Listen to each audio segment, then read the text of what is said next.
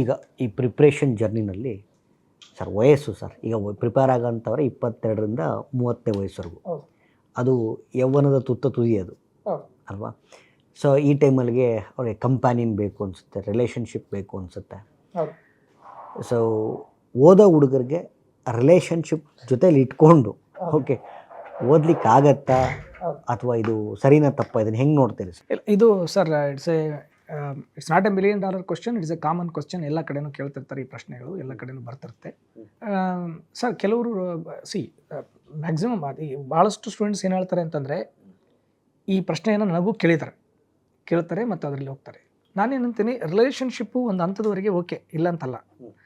ನಿಮ್ಮ concentration, energy, ಹೌದಾ, time, ಅದು ಎಷ್ಟು ಗ್ರಾಬ್ ಮಾಡ್ತಾ ಇದೆ ಅನ್ನೋದ್ರ ಮೇಲೆ ಎಷ್ಟು ಇಂಪ್ಯಾಕ್ಟ್ ಆಗುತ್ತೆ ಅಂತ ಹೇಳ್ಬೋದು.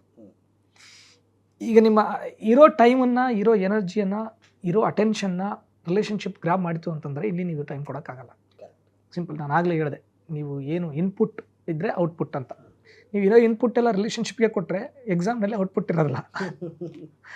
How you balance it matters a lot. Relationship is not wrong, ಹೌದಾ. ಯಾರಿಗೂ ಕೂಡ ನಾವು ರಿಲೇಷನ್ಶಿಪ್ ರಾಂಗ್ ಅಂತ ಹೇಳಲ್ಲ. ಆದರೆ ನೀವು ಅದಕ್ಕೆ ಇನ್ಪುಟ್ ಹೇಳಿದ್ನಲ್ಲ, ನೀವು ಅದಕ್ಕೆ ಎಷ್ಟು ಟೈಮ್ ಕೊಡ್ತೀರಾ, ಎಷ್ಟು ನೀವು ಅಟೆನ್ಷನ್ ಕೊಡ್ತೀರಾ, ಇದ್ರ ಮೇಲೆ ನಿಮ್ಮ ಸಕ್ಸಸ್ ನಿಂತಿದೆ.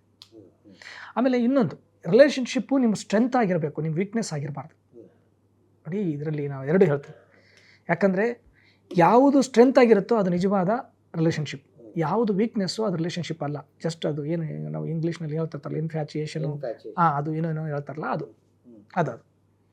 ಅದು ಅದಕ್ಕೆ ಮಾತ್ರ ಸೀಮಿತ ಇದೆ. ನಿಮಗೆ ಅದು ಯಾರೇ ಇರಲಿ, ನಿಮ್ಮ ಗೆಳೆಯನೋ ಗೆಳತಿನೋ ಇದ್ದರೆ ಅವರು ನಿಮ್ಮ ಸ್ಟ್ರೆಂತ್ ಆಗಿರಬೇಕು, ಅವರು ನಿಮಗೆ ಸ್ಫೂರ್ತಿ ಆಗಿರಬೇಕು.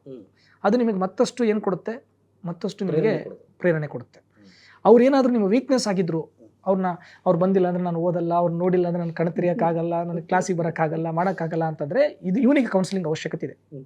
ಇಂಥವನಿಗೆ ಕೌನ್ಸಿಲಿಂಗ್ ಅವಶ್ಯಕತೆ ಇದೆ. ಇವನು ಸಕ್ಸಸ್ ಆಗೋದು ಕಷ್ಟ. ಅದೇ ನಮ್ಗೆ ಯಾರಾದರೂ ಬ್ರಿದರ್ ಅಂತಂದರೆ ಅವ್ರು ನನ್ನ ಸ್ಟ್ರೆಂತ್ ಆಗಿರಬೇಕು, ಅವ್ರು ಎಲ್ಲೇ ಇರಲಿ ಅವ್ರು ನನಗೆ ಬಯಸ್ತಾರೆ. ದರ್ ಇಸ್ ಎ ಸರ್, ಅದರಲ್ಲೂ ಕೂಡ ಎಥಿಕ್ಸ್ ಇದೆ ಸರ್. ಬಟ್ ಆದರೆ ಈಗ ತುಂಬ ಜನ ಏನು ಮಾಡ್ತಾರೆ, ವೀಕ್ನೆಸ್ ಆಗಿ ತಗೊಳ್ತಾರೆ, ವೀಕ್ನೆಸ್ ಆಗಿ ಕನ್ವರ್ಟ್ ಆಗುತ್ತೆ. ಅದು ವೀಕ್ನೆಸ್ ಆಗಿ ಕನ್ವರ್ಟ್ ಆದ ದಿನ ರಿಲೇಷನ್ಶಿಪ್ಪು ನಿನಗೊಂದು ಶಾಪ. ಅದು ನಿನಗೆ ಸ್ಟ್ರೆಂತ್ ಆಗಿರೋ ತನಕ ಅದು ನಿನಗೊಂದು ವರ. ಈಗ ನೀವು ಯೋಚನೆ ಮಾಡಿ, ಈಗ ನಿಮ್ಮ ರಿಲೇಷನ್ಶಿಪ್ ನಿಮಗೆ ಅದು ಸ್ಟ್ರೆಂತ್ ಆಗಿದೆನಾ, ವೀಕ್ನೆಸ್ ಆಗಿದೆನಾ? ನೀವು ಆ ರಿಲೇಷನ್ಶಿಪ್ನ ಮೇಲೆ, ಅಂದರೆ ಆ ವ್ಯಕ್ತಿಯ ಮೇಲೆ ನೀವು ಜಾಸ್ತಿ ಡಿಪೆಂಡ್ ಆಗಿದ್ದಂದರೆ ಅದು ನಿಮ್ಮ ವೀಕ್ನೆಸ್ಸು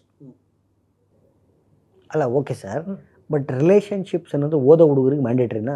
ಇದು ಓದೋ ಹುಡುಗರಿಗೆ ಅಂತಲ್ಲ, ಏಜ್ ಫ್ಯಾಕ್ಟ್ರು, ಹಾರ್ಮೋನ್ಸು ಇದು ಸರ್ ಹಂಗೆ ಮಾಡಲೇಬೇಕು. ಇಲ್ಲಂತಂದ್ರೆ ಅದು ಮ್ಯಾನುಫ್ಯಾಕ್ಚರಿಂಗ್ ಡಿಫಾಲ್ಟ್. ಅದು ಹಂಗೆ ಮಾಡ್ತಾರೆ ಅವರು, ಸಹಜ. ಅದು ನಮಗೂ ಆಗಿದೆ, ನಿಮಗೂ ಆಗಿದೆ, ಎಲ್ರಿಗೂ ಆಗುತ್ತೆ. ಸಹಜ ಗುಣ, ಅದು ಬರುತ್ತೆ, ಆಗುತ್ತೆ. ಸೊ ಅದರಲ್ಲಿ ಏನಿದೆಯಲ್ಲ, ಅದರಲ್ಲಿ ಕೂಡ ಲಾಯಲ್ಟಿ ಅನ್ನೋದು ಭಾಳ ಮುಖ್ಯ. ಆಮೇಲೆ ರಿಲೇಷನ್ಶಿಪ್ ಅಂದ ಕೂಡಲೇ 10 ರಿಲೇಷನ್ಶಿಪ್ ಇಟ್ಕೊಂಡು ಇವನಿಗೆ ಅಲ್ಲೇ ಟೈಮ್ ಸಾಕಾಗಲ್ಲ, ಇಲ್ಲೆಲ್ಲಿ ಓದ್ತಾನೆ ಅವನು, ಇಲ್ಲಿ ಓದೋಕ್ಕಾಗಲ್ಲ. ಎಷ್ಟೋ ಜನ ಇವತ್ತು IAS ಆಗಿರ್ತಕ್ಕಂಥವ್ರು, ಇಬ್ಬಿಬ್ಬರು ಕೂಡ IAS ಓದಿ ಪಾಸಾಗಿ ಆಗಿರ್ತಕ್ಕಂಥವ್ರು ಇದ್ದಾರೆ.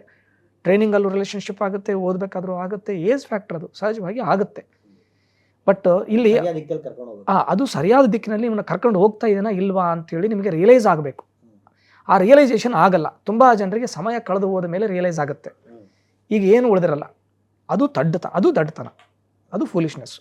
ಹುಡುಗರು ಎಸ್ಪೆಷಲಿ ಈಗ ಡೈಲಿ ಈ ಒಂಥರ ಸ್ಪರ್ಧಾತ್ಮಕ ಪರೀಕ್ಷೆಗಳು ಓದೋದು ಅಂತಂದರೆ 8 ತಾಸು 10 ತಾಸು 12 ತಾಸು ಕೂತ್ಕೊಂಡು ಓದ್ತಾರೆ. ಸೊ ಇದೊಂದು ಸ್ಟ್ರೆಸ್ ಕ್ರಿಯೇಟ್ ಆಗುತ್ತೆ, ಒಂದು ಟೆನ್ಷನ್ ಕ್ರಿಯೇಟ್ ಆಗುತ್ತೆ. ಅದರಿಂದ ಹೊರಗೆ ಬರೋದಕ್ಕೆ ಸಾಕಷ್ಟು ಚಟಗಳಿಗೆ ಒಳಗಾಗ್ತಾರೆ, ಹ್ಯಾಬಿಟ್ಸ್. ಓಕೆ, ಅದು ಸಿಗರೇಟ್ ಸೇದೋದಾಗಿರ್ಬೋದು ಅಥವಾ ಮದ್ಯಪಾನ ಮಾಡೋದಾಗಿರ್ಬೋದು. ಇದೇನಾದರೂ ಸ್ಟಡೀಸ್ ಮೇಲೆ ಇಂಪ್ಯಾಕ್ಟ್ ಆಗುತ್ತೆ ಸರ್? ಅಂದರೆ ಯಾವಾಗಲೂ ಹೇಳ್ತಾರೆ ಸರ್, ಇಲ್ಲ ಸರ್ ನಾವು once in a while occasionally ಮಾಡ್ತೀವಿ ಅಂತ ಹೇಳ್ತಾರೆ. These are not going to impact on studies actually, but it is going to impact on your health. Studies ಮೇಲೆ ಏನು ಇಂಪ್ಯಾಕ್ಟ್ ಆಗಲ್ಲ. ತುಂಬ ಜನ ಈ ಥರ ಮಾಡಿದ್ದಾರೆ. ಅವು ಅದಕ್ಕೆ ನೋಡಿ, ಅವು ತಪ್ಪು ಚಟಗಳಲ್ಲ, ಕೆಟ್ಟ ಚಟಗಳು. Those are called as bad habits, those are not called as wrong habits. ಅವು ರಾಂಗ್ ಅಲ್ಲ. ನೀವು ಯಾರು ಸ್ಮೋಕ್ ಮಾಡ್ತಾನೆ ಅಂದ ಕೂಡಲೇ ಕ್ಯಾರೆಕ್ಟರ್ಲೆಸ್ ಅಂತ ಹೇಳೋಕ್ಕಾಗಲ್ಲ. You can't say like that. Drinks ಮಾಡ್ತಾನೆ ಅಂದ ಕೂಡಲೇ ನೀವು ಕ್ಯಾರೆಕ್ಟರ್ಲೆಸ್ ಅಂತ ಹೇಳೋಕ್ಕಾಗಲ್ಲ. ಸಮಾಜ ಹಂಗೆ ಬಿಂಬಿಸಿದೆ, ಆ ಥರ ಬಿಂಬಿಸಿದೆ. ಅದು ಸಮಾಜದ it is a societal perception. Societal ethics ಅಂತಾರಲ್ಲ, ಆ ಥರ ಸೊಸೈಟಲ್ ಪರ್ಸೆಪ್ಷನ್ ಅದು. ಇದು ನೋಡಿ, it is not coming under the preview of ethics. ಇದು ಎಥಿಕ್ಸ್ನಲ್ಲಿ ಬರೋದೇ ಇಲ್ಲ, ತಲೆಗಿರಲಿ. ಏನು ಕೆಟ್ಟ ಚಟಗಳು ಅಥವಾ ಬ್ಯಾಡ್ ಹ್ಯಾಬಿಟ್ಸ್ ಅಂತ ಹೇಳ್ತೀವಿ, ಇವು ಎಥಿಕ್ಸ್ನಲ್ಲಿ ಬರಲ್ಲ. ಎಥಿಕ್ಸ್ ಅಂದ್ರೇನು? ಎಥಿಕ್ಸ್ ಡೀಲ್ಸ್ ವಿತ್, ಇದಕ್ಕೆ 3 ಜಜ್ಮೆಂಟ್ಸ್ ಅಂತ ಬರ್ತವೆ ನಮ್ಮಲ್ಲಿ. 3 ಜಜ್ಮೆಂಟ್ಸ್ ಇದೆ. ಒಂದು ಫ್ಯಾಕ್ಚುವಲ್ ಜಜ್ಮೆಂಟ್ ಅಂತ ಹೇಳ್ತೀವಿ, ಅದಕ್ಕೆ ಎಪಿಸ್ಟೋಮಲಾಜಿಕಲ್ ಜಜ್ಮೆಂಟ್ ಅಂತ ಕರಿತೀವಿ. ಎರಡನೇದು ಏಸ್ಥೆಟಿಕ್ ಜಜ್ಮೆಂಟ್ ಅಂತ ಹೇಳ್ತೀವಿ ನಾವು. ಆ ಏಸ್ಥೆಟಿಕ್ ಜಜ್ಮೆಂಟ್ ಅಲ್ಲಿ ಇದು aesthetic judgment can be given based on good and bad. It comes under the aesthetic judgment. It doesn't come under the judgment of ethical judgment which deals with right and wrong. ಇದು right or wrong ಅಂತೇಳಿ decide ಮಾಡೋಕೆ ಆಗಲ್ಲ. It's bad. It's bad. ಆಮೇಲೆ ನೋಡಿ, which is bad, okay, if it is going to create any kind of wrong situations ಅಂದಾಗ then it comes under the. ನೀವು ನೋಡಿ, smoke ಮಾಡೋದು ನಿಮ್ಮ ಆರೋಗ್ಯವನ್ನು ನೀವು ಹಾಳು ಮಾಡ್ಕೊಳ್ತೀರಿ. If it is going to impact on your health, it is going to impact on your family, if it is going to impact on your studies ಅಂದರೆ that is wrong. Bad leads to wrong. Bad leads to wrong. Wrong. ಈಗ ಕುಡಿಯೋದು ತಪ್ಪಲ್ಲ. ಕುಡಿದ್ಬಿಟ್ಟು ನೀವು ಕಂಡವ್ರ ಮನೆ ಬಾಗಿಲು ಬಿಡ್ತೀನಿ, ಇನ್ನೊಬ್ರಿಗೆ disturb ಮಾಡ್ತೀನಿ, ಇನ್ನೊಂದು ಮಾಡ್ತೀನಿ, that is unethical, that is wrong. And it is going to impact on your health, it is going to impact on your family, that is wrong. ಒಬ್ಬರೇ ಕುಡಿದ್ರೆ bad. Bad will lead to wrong. ಹೌದು.